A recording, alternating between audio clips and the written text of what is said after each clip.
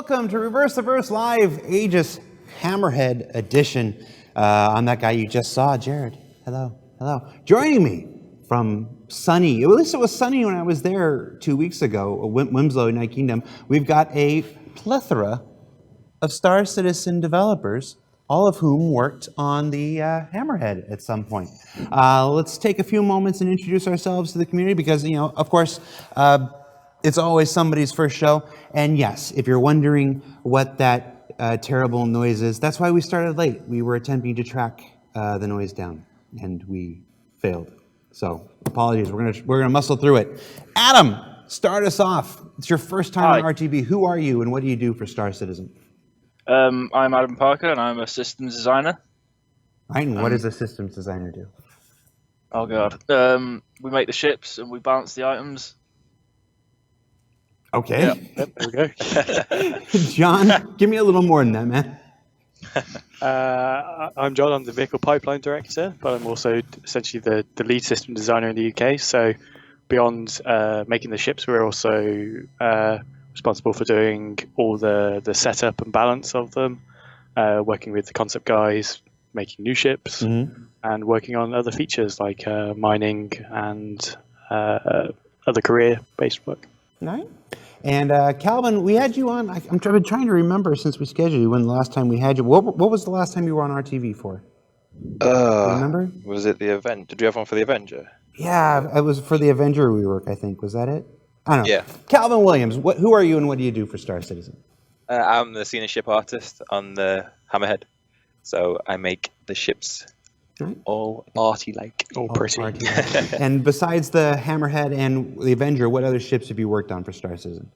I've worked on the Freelancer variants. I've worked on the Reclaimer, some parts of the Javelin, the Bengal, the Idris. Touched a lot of stuff, really. And Adam, same question to you. What other ships have you influenced for Star Citizen so far? I've worked on the mining parts of the Prospector, the 85X, the I'm drawing a blank again. Yeah, Adam has been with us for not a huge amount of time. So sort of the Hammerhead was your first ship from the start. When we get system designers join us, you sort of tend to inherit other people's ships as more and more ships come along. So we end up, unlike the art guys who tend to work on one ship from start to finish and then move on to the next one, we're always bouncing around between about 10, 15 ships each. Right. Yeah, that's actually very common when we do these ship shapes. It's always a challenge because you've often got the designer who started it with the original design, as you were saying, and then because these things can take some time to get going as they move down the pipeline. It's not all the designer who started it isn't always available to take it across the finish line when that comes. So we get a lot of handoffs in that regard. But you were the original designer for the Hammerhead, Adam? Yeah. All right. In the ship shape, you talk a little bit about the original intent, and now. People know these ships exist when we reveal the concept to them. But the development of these ships starts way before that, months before that. Yeah. Tell us about the Hammerhead when it first started. What was that original idea, and how did it change between that original idea and the concept? The original idea was a small patrol boat about the size of the Retaliator. And the general idea was a Retaliator that swapped out its torpedoes for stronger turrets. And from there, the job for the patrol boat was to go around systems and police the area in a sort of defensive way and protect stations and other fleets.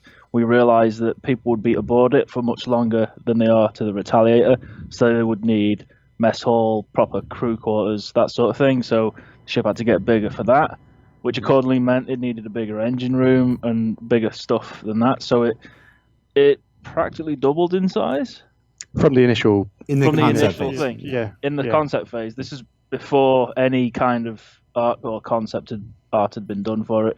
Yeah, and that's part of what contributed to the whole confusion over the sizes when the concept was announced and the brochure and everything like that. Yeah, when the concept went out, if I remember correctly, one resource said it was 115 meters long, another resource said it was 100 meters long. Yeah. Like that, Yeah. A lot of changes in game development. How about now? Now we introduced that 10 months ago. This is one of the fastest turnarounds that we've had for a ship from revealing the concept to the community and then actually becoming flight ready. And a big part of that is work that Calvin, your team had already done on the Idris, the jump start that the Idris gives us.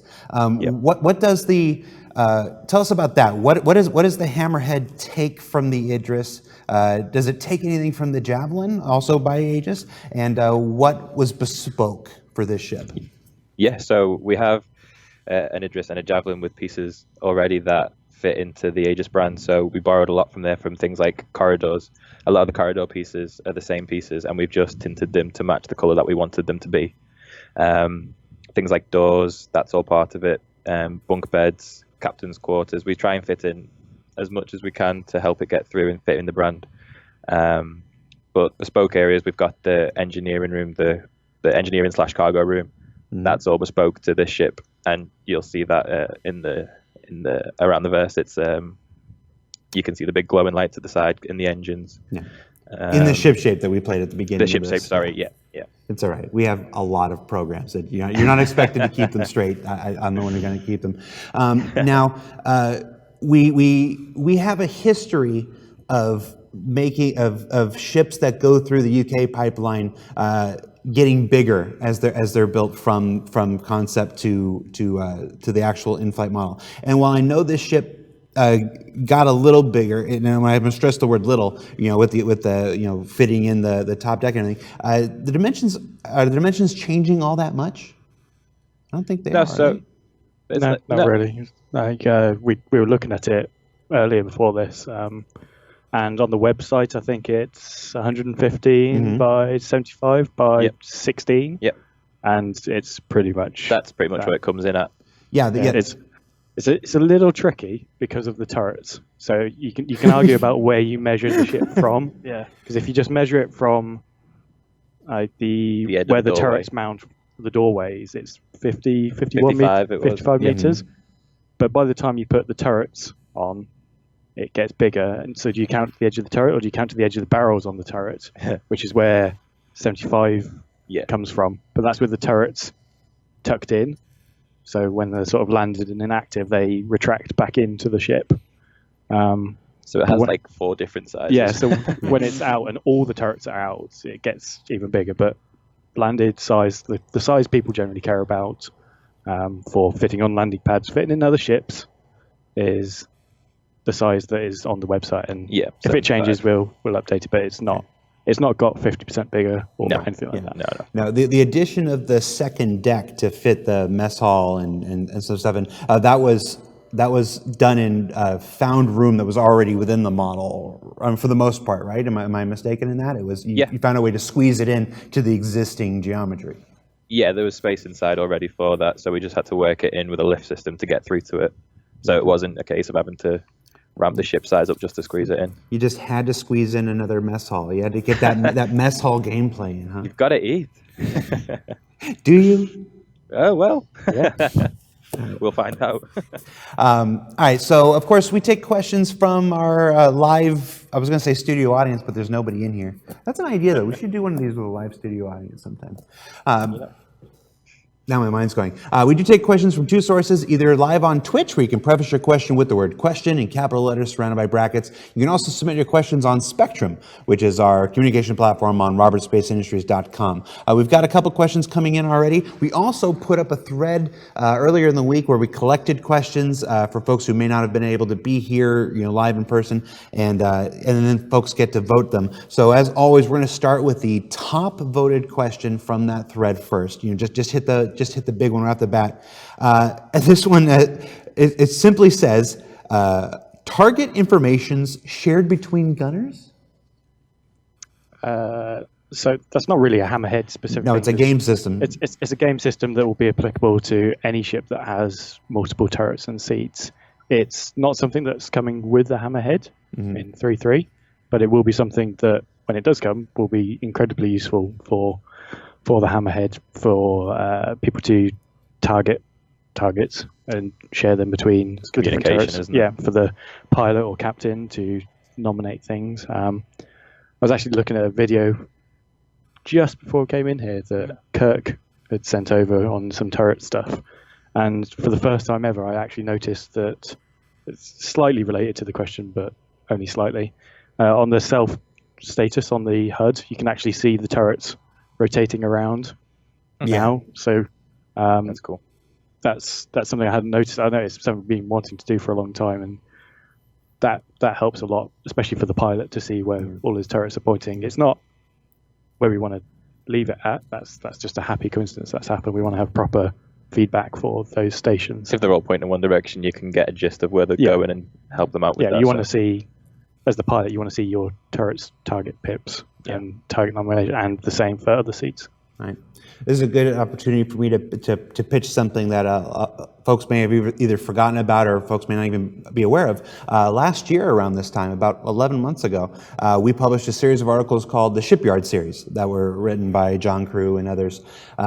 And there's a post in the Shipyards almost entirely dedicated to turrets and a lot of ideas for our future plans and how we want them to proceed and whatnot, different avenues that we want to approach in testing. I would check that out. A lot of interesting information there that's still applicable to the things that we want to explore. When I talk to Kirk and the stuff they want to try, a lot of it is still listed in that Shipyard article. I don't know what I'm really crazy with my hands today. All right, so back to the live questions. Calvin, how do you determine which parts can be recycled from the Idris and which need to be unique? It's all a matter of actually just getting it in and seeing if it fits. We have metrics that we work to, and that carries through to each ship. So we know how long a corridor can be with the pieces that we've got, and we just fit it in and then build bespoke pieces around that if we need to plug up any gaps. So it can be trial and error sometimes. You can plan it, though. It's not too bad. Yeah, the concept for this was quite handy because the concept artist who made it was given those concept pieces from those ships. So we had a fairly good idea what was going to work. Yeah. But there's, like I say, adding that second deck through some curveballs to how stuff fits together that simply wasn't there in the concept. Yeah, you just have to get creative with it then. That's what we have these jobs for. We have to solve those problems. And I think we've done a good job. That's you can probably apply that to most game development. Game development is problem solving. Yeah. As much as it is a creative endeavor, it's almost equally problem solving. You see last week's RTV with Calyx Renault, or don't. You don't have to if you want to see some. I wouldn't call it problem solving, more as problem having. All right. Next question says, will we see NPC controlled pirate hammerheads as enemies in 3.3? I don't know. Not in 3.3, but I'd like to see that. Yeah. I think it'd be one for Luke. Yeah, that's a Luke Presley question as opposed to... Maybe you can call him and ask him. Luke! We did this show early enough. He's probably still in the office. Let's ping him on Skype here. Let's see. What else we got here? And the exact inverse of this, does the Hammerhead have a brig for pirate hunting? No. No brig. No brig. No brig. Deal with the pirates the old-fashioned way. Yeah. You just leave them in the them. Either one of those options. You've got turrets, just blast them to pieces. Yeah. You're not there to capture people. Here's a question. We saw this as a pretty hot topic in the Twitch chat before the show started, actually, and even throughout the whole ship shape. How fast or slow is the Hammerhead? What ship would you compare it to as far as speed? Not going to give any exact numbers because I know we're balancing it. Yeah, we're balancing literally it at the moment. So I'd say it's around the Starfarer sort of speed and maneuverability. It's similar in size to the Starfarer. It's what, 150. It's not quite as boxy. It's flatter, but it's wider. Yeah, it's so a little more agile than the Starfarer, a little faster. But not greatly. No.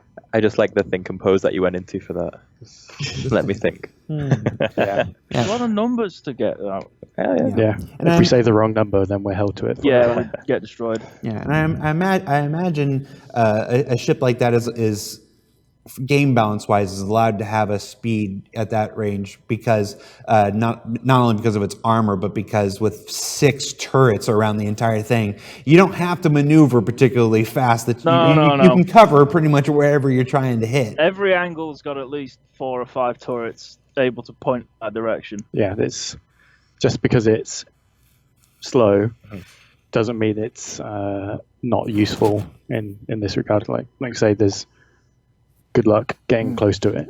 Yeah, the projectiles aren't slow. It defends an area and it does it well. Gotcha. The next question says, will the ship be able to produce enough power to run all 6 turrets at once, or will sacrifices have to be made in order to do so?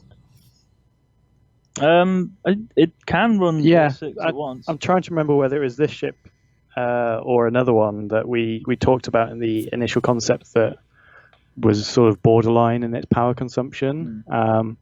At the moment, it does have laser repeaters on all the turrets, but if they need to change, because we don't want to have a repeat of the 600i situation where even doing basic maneuvers, it struggled power-wise, then we will change the weapons first. So they are big guns. They do take a lot of energy being laser weapons. So there are multiple ballistic options that we could put on it to alleviate that.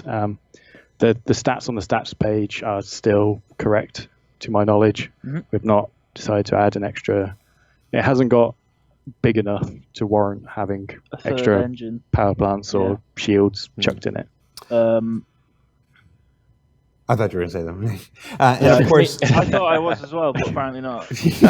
And of course, in the future, once the full breadth of item 2.0 is out and the component system out, things like the power plants, you'll be able to upgrade the grade and quality and not necessarily the size, but the grade and type of power plants for these types of things. So you'll be able to tune aspects of the ship to perform the way that you want them to perform. Yep, you can overclock them now. With 3.3, you'll be able to overpower them, which is sort of like a light overclock. It's pushing it past 100%. So you get a little bit more power with a little bit of increased wear, whereas overclocking is all the power and all the wear. And overclocking is like a very short amount of time, isn't it? Yeah, you don't want to be in Overclocked that for a long period of time. So that's sort of the difficulty we had 10 months ago. Is that we didn't know how much of this would be in by the time it came out. Right. So we always hedge our bets when we're discussing sort of power consumption so far in advance. Especially the numbers we have changed a lot in the last few patches in terms of power and heat and all the balancing that's gone into that, which Adam has been part of as well. It's always very tricky to go, yes, it will work with 5 weapons, but the 6th one will push it over the limit. There's so many variables in our ships that it's very hard to do that on paper in advance. Right. Yeah, no, and especially since we have the benefit of running a live game environment in the middle of our development, it's one of those things. It's you could spend days and weeks, I imagine, just working yourself in circles trying to work all this out on paper, or you can put a version of it out there, have people try it, get the actual raw feedback. I know folks like Luke Presley, mentioned earlier, watch a lot of streams, watch a lot of streams and YouTube videos, to see how these things are actively playing out. And then use that data, not just the data that folks provide us, in Post and Spectrum, which are very helpful, and on Reddit and stuff like that, but to get to see these systems in action, that's we can make our own determinations about how effective, this is playing, and these weapons are being, and this power is being, and stuff like that. So, there's virtue in putting out the tier 0. And then seeing what the community does with it, before going too far around the bend with it. And I don't think anyone's going to complain that, oh no, my Hammerhead, it can power all my laser repeaters now out the box. it's something we noticed with the power tunings we did in previous patches. The Saber, it runs very close to its limit if you go all energy weapons on it. So there is a big, tangible difference to running an all ballistic loadout. You have so much reserve power left to be able to put into your shields, to be put into your thrusters, to be put into your coolers, that you've got the options there. Gotcha. And it Yeah, only Saber gets was bigger really- with bigger ships. Sabre was really the odd one out when it came to balancing stuff like that, because he had so much, it had much larger and more energy weapons than most other ships of its size. More shields. Yeah, When we did that power tune, there was 3 or 4 ships that were just so far out. it would not behave. They would not behave. Like the Glaive with its size 5 guns on a relatively small ship as well. Now, the Hammerhead is currently in with, I think that's in with tech art and stuff right now, and then be made flight ready. Calvin, for just building the ship, for the ship geometry, do you remember how many people were working on the Hammerhead total? I know it's kind of a hard number because you count the people who did the Idris assets that you took for Yeah. But just the people that were raw on the Hammerhead. Do you remember how many? Yeah, so initially it was me doing the exterior, and then we had 2 guys doing the interior, and then I think it ended up being 3 carrying on working on it. So there was 3 people at any one time working on it. Really? So for a ship this size, still only 3 people. Yeah, it's like rotating shifts for it. So you worked on the exterior. What was we got a lot of questions about? Actually, we got a question about what kind of references. It actually says, what type of references do you use for the Hammerhead? Do you look at an actual Hammerhead shark, or when you're doing the exterior? Did you pull from any resources? Did you just slavishly follow the concept, or was there any aspect of it that you tweaked for yourself? Yeah, like we never follow it 100% because you need to have your own creative license with it, and sometimes you come into difficulties where you need to actually fit certain rooms in and you have to work around that. That's all a natural part of it. But there was people did look at Hammerheads for reference for it because that is the iconic shape and the name of it, so that is part of it. You look at other Aegis ships that are in the brand that are in the game as well because it all shares the same design language, and yeah, with Aegis, there's a lot of the alien manufacturing type style in there. Yeah, so, So- there is. Thank you, so Nate Beersley. that's definitely a Nate special. You can spot where he's been. Yeah. You can So you can see every ship Nate's touched. Yes, definitely. So we always look at that stuff when it comes to Aegis. Gotcha. The question maybe not perhaps for the Hammerhead because it didn't get all that much bigger, but in general, since you worked on the Idris and the Idris did get bigger, this question just simply says, how does a ship get bigger? Do you just scale up the geometry and add new interiors? Is it just hold shift and drag? Yeah, that's all. That's it what is. I would do. It comes from what actually needs to be inside Yeah. the ship, doesn't it? There's various levels of, I think people call it like the foundry embiggening of just getting stuff bigger. Like sometimes it's just filling the space more effectively. Other times it's we need to put a dog leg in this corridor, which means things need to go out and. There's just a knock-on effect. Yeah, isn't there? there's very few times that we just simply scale up the ship. I think the only example I can think of is the Orion. Yeah. Where we came to, we had the concept mesh. You look at the concept mesh and you think, well, that's fine. When you actually went to start making it, looking at because it didn't really detail the mechanics of the inside of it, and it started at the front where the big maw is to crunch all the rocks. And by the time they'd put the tube through the middle, there was about 5 meters around it to put everything else in. Yeah. So, the design is fine. It's just the scale is completely off by the time you properly model the inside of it. So that one, I think, was literally a 200%. Yeah. And now everything's fine. They're not all like that, though. Yeah, well, that was one of the big challenges because in most other media, in movies, television, whatever, you don't have to design these things 1-1. You know, we got some of the most storied concept artists in sci-fi that have worked for Star Wars, and Ryan Archer and Jim Martin and Gavin Rothery and all these folks. But when they work for Star Wars, or they work for Star Trek, they're not having to concept these things 1-1.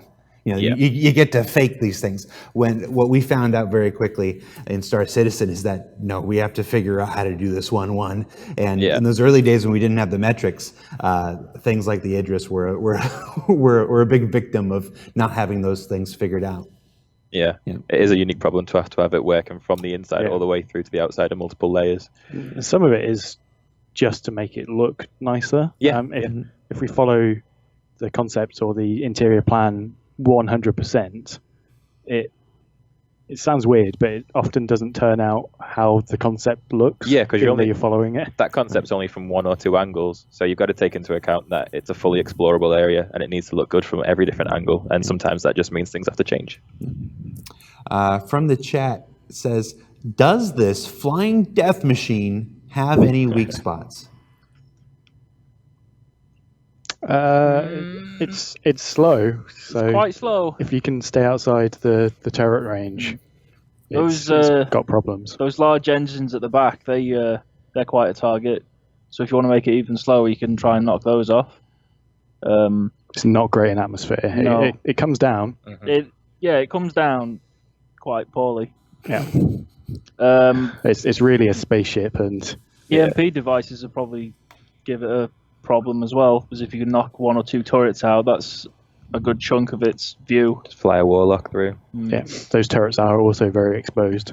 Yeah, the way they're attached to the ship, they are quite fragile, because they have to extend out on a sort of gimbal system with the way they rotate and tilt. Yeah, there's just 2 telescopic arms that come out. So Has the Hammerhead been through damage states yet? Yes. Yes, it has. Yeah, it has. Do you know if it's possible to shoot the turrets off? You should be able to. Yeah. You can shoot. As far as I'm aware, you can shoot all the turrets off the ships. Some of them do just disappear. And then I remember a bug years ago where the turrets all ended up with 1 health, and that's why people kept finding themselves outside ships when missiles hit the ship, because the missile would hit the ship, and anywhere within the radius, which was hundreds of meters, would just take 1 damage, kill the turret, and it'd just leave you where you were. Yeah. It was confusing as anything, but yeah. Are there any blind spots for the turrets? I feel like we should let people figure that one out themselves. Unless you got something off the top of your head. Give that away. I wouldn't say there's blind spots. There's probably from the back From the back, maybe. is the best chance. The best chance. Yeah. Yes, I fully expect not only videos but diagrams from the community with the full, you know, they'll do the full thing and show every arc, and they'll say, all right, here and here and this little area, you know, under the back of its knee. A really coordinated strike. Yep. All right. Are the rear turrets not obstructed by the front turrets? It's because the rear. So on the sides. The sides. Yeah, On the sides. So they're asking if the rear turrets are not obstructed by the front turrets. No, the rear turrets sit a little bit wider than the front turrets, so you get a staggered almost diagonal. Yeah, they can shoot past the front one. I think there was some confusion because I think one of the concept art pieces had the stubs or the nose and the wing stubs. They were the same length, but the back ones are actually further out. Yeah. So it's thicker in the back. Yep. Exactly. Just like I like them. It's 8 o'clock in the morning, guys. All right. How effective can we expect these turrets to be at shooting down incoming torpedoes? We want to be able to shoot them down anyway, don't we? Again, not a Hammerhead specific thing, because we want to have missiles and torpedoes be targetable. Yeah. For that all was ships. one of the main ideas behind it, in that you've got a fleet of large ships like the Idris and the Javelin, and they're going to be somewhat vulnerable to torpedoes. Yeah. So you can employ hammerheads to form as a flak screen to take out incoming torpedoes. Yeah, when we were doing the initial pitch, it was that patrol boat / flak barge idea that it just floats around and rinses an area. yeah, offensively not great, Because it's so slow, and then but it's there to just put a wall of fire in between. Defend the capital. Yeah. When we did the original Q&A, one of the questions was about whether it was a literal hammerhead, whether you could use it to ram, whether the front was reinforced in some way, shape, or form to allow that. In the Q&A, we didn't rule it out, but we weren't quite ready to say if that was going to be the case or not. Any movement on that? I know Art are really keen for it. Yeah, we've built a mechanism inside that looks like it'll do that, and it's reinforced on the exterior. So the design side is still TBD. Yeah, we've done the easy part. Yeah. Well, at the same time, isn't one of the entrances to the hammerhead right there in front? yeah. Yep. Yeah, you have the airlock right at the front. So Yeah. So you're basically ramming people with the door. People. that's a choice you have to make, isn't it? Do you want to get out or do you want to beat them? Although, for people who like scooping things up, we just did this Pirate Day promotion contest. I think it was Wednesday. It might have been Thursday. The days are blurring, guys. I'm sorry, but it was earlier this week. And one of the you should check that out. For Talk Like a Pirate Day, we were having some fun. And one of the images I saw, somebody had a cutlass, and they had the head of a pirate gladius inside the bay of their cutlass. It just literally just looked like a fish head had been chopped off. And I was like, how did they get that in there? They must have opened the door and back and scooped it up. And I'm realizing the hammerhead with its front door, you're like, yes. They're going to see a lot of people scooping things up with the hammerhead. It's a little mouth for So it. it's a secret salvage ship. You can just transport Big Bennies through It's the perfect Big Benny's capturer. Gotcha. Speaking of that door, let's do the ever prominent "what ships fit" question. Have you tried to jam anything in there? We're gonna fit Not personally, no. not in the front door. Yeah, the ramp is designed for an Ursa rover. Yep. So Ursa rover and smaller. But try it. yeah, Where? I'll see sure. what they get up to, though. I've seen people fit much bigger ships in much smaller ships creatively. creatively. Yes. And just because you can fit something doesn't mean you can successfully relaunch it from that location Yeah. without destroying one or both of the ships, which is always humorous to see. From the live chat, 1 hammerhead versus 100 Argos. Who wins? I'm not making it up. It's in the chat. Probably the Argos, the sheer weight. Presumably those Argos are going one way. Just fly into it. Just kamikaze they- Argos? Yeah. They travel in single file to hide their numbers. Yeah. Then maybe. Optical illusion. It's going to be a lot of carnage either way. Yeah. Yeah. Please do that. Yeah, I want the so video. we can see it.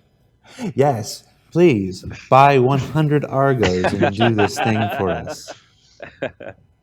I'm using my hypno sales eyes. I don't know.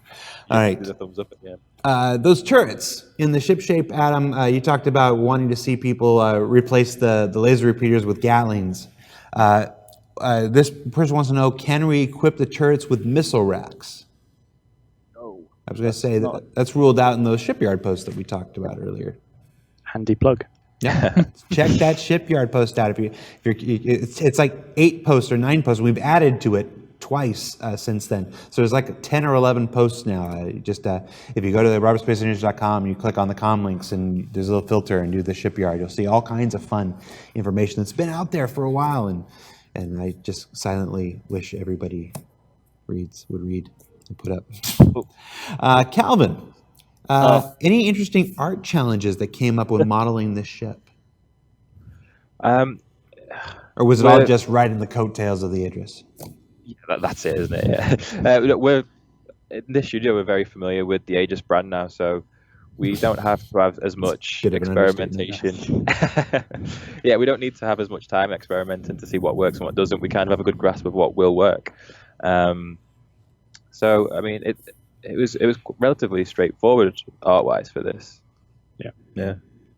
No, we've had one Aegis ship this year. This has been my favorite year of Star Citizen development. We only had one at the very beginning of the year. If we can make it through the end of the year without any more Aegis ships, I would say the best one. What? Some would say it's the best one. The Vulcan? I like the Vulcan. Well, I got a soft spot for the Vulcan. All right, what else do we got here? Can we use computers to automate turret operations so they can be used without being manned? Or will these turrets require NPC or players to operate? So Not all the turrets. yeah, in 3.3, None of them. it's all manned. In the future, read the shipyard post, because this talks about that exact same So thing. much info. So much info in the shipyard posts. Did we tell you that? Yeah, like Adam was going to say, presumably there isn't enough computer space to do all of them at the same time. And they won't be as good as getting a regular guy in there. Gotcha. Yeah. I obviously it's almost certainly too early to tell, but I'm going to ask anyway. Do you have early thoughts about how many you'd be able to slave when that time comes? Not all of them. Yeah. Fair enough. I had to advocate for both. I knew pretty certain I knew what the answer was, but I still had to ask the question. All right.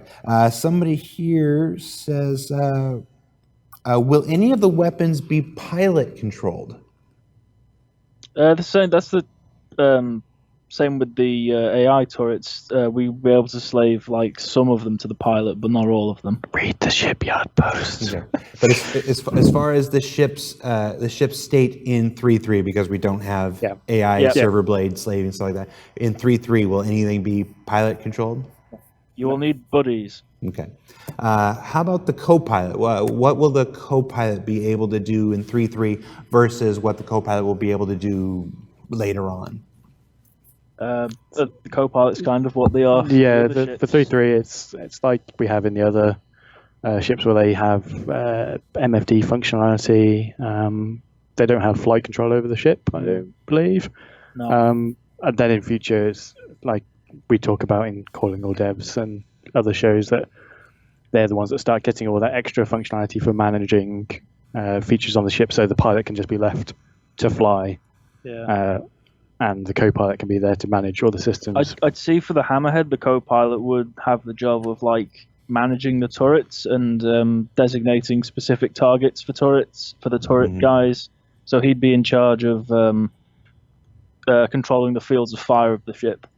Yeah, we do have engineer stations in it as well. So if you want to have a dedicated engineer, you can be there. We got a question from the thread that's not necessarily for you. It's another one for Luke Presley. The question is, will there be missions available in 3.3 to use the Hammerhead to its full potential?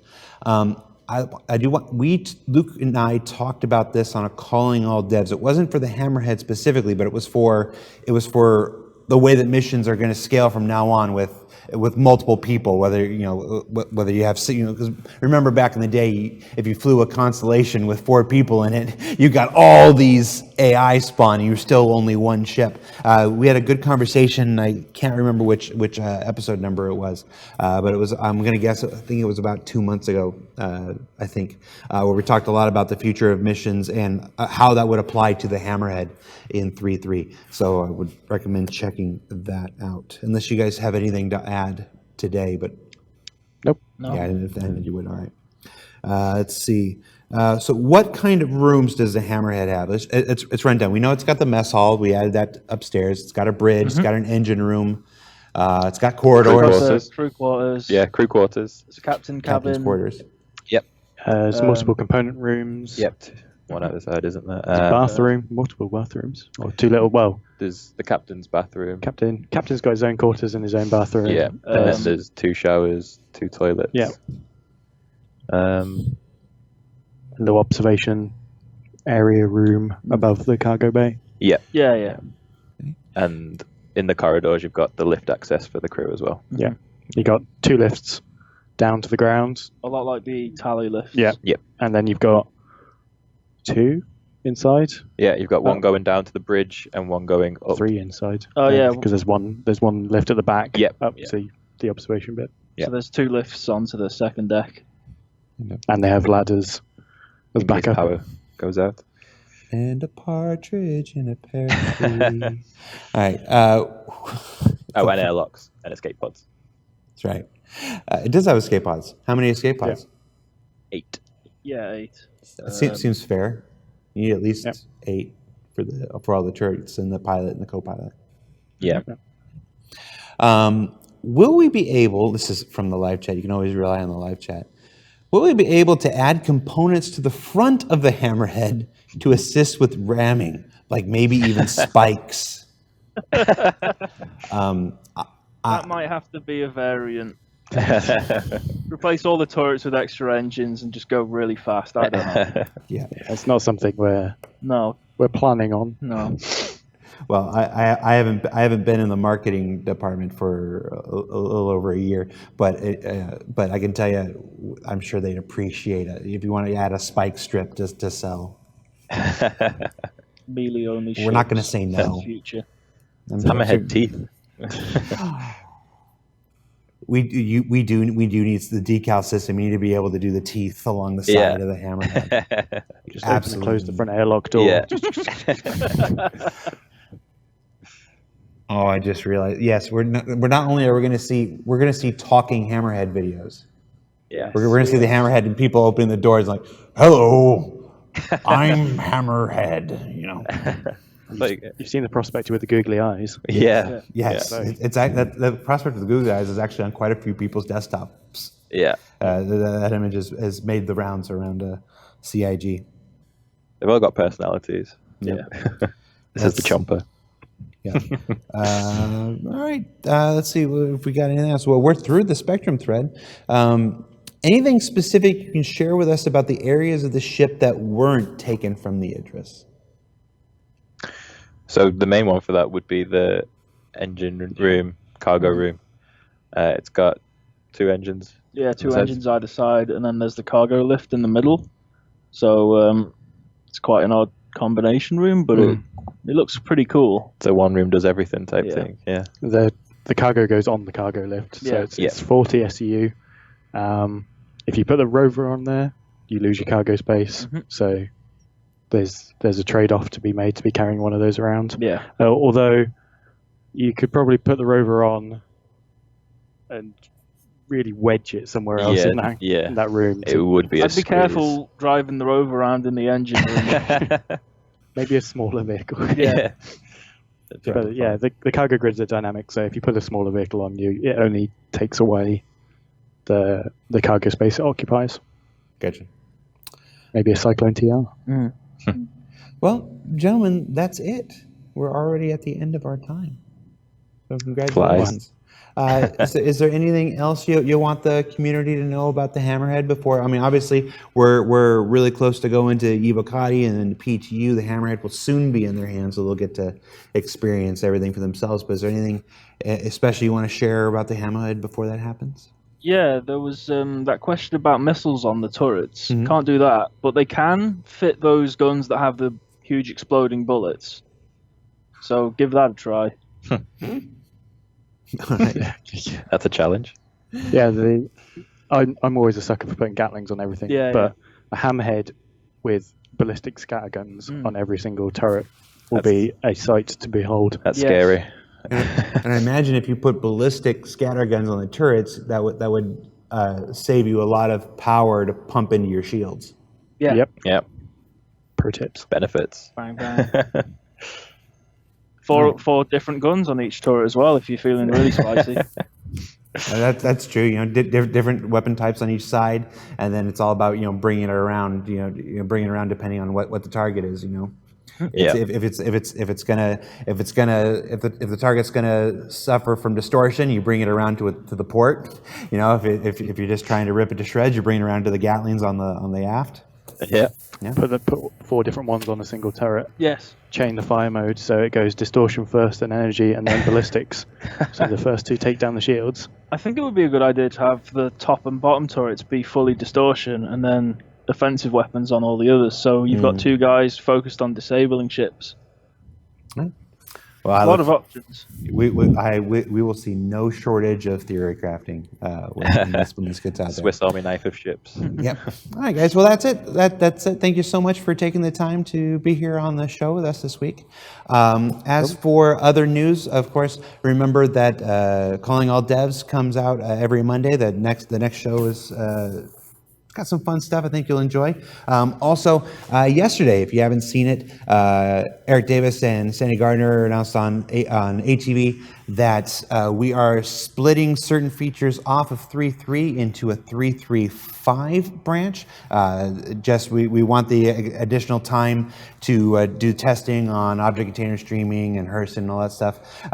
And as we promised at the beginning of this year, when we moved to the date-driven model, we were going to make the hard choices and keep our releases when we said we were going to keep our releases. So this is us sticking to our guns and that promise that we made to you this year to be better about that sort of thing. So this is the outcome of that.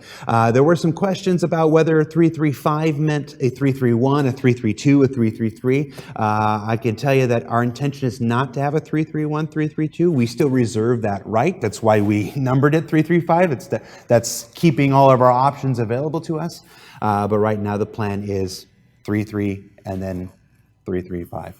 So of course, stay tuned to ATV or future RTVs to see if there's any changes to that. But I can tell you that is the plan right now. All right, that's it. That's Adam. Hi, Adam. That's John. Hi. That's Calvin. I'm Jared. We'll see you next week, everybody. Bye.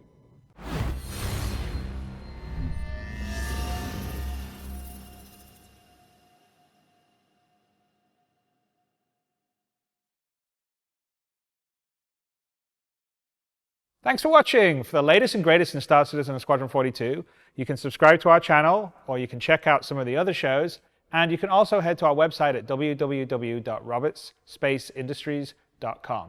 Thank you very much for watching.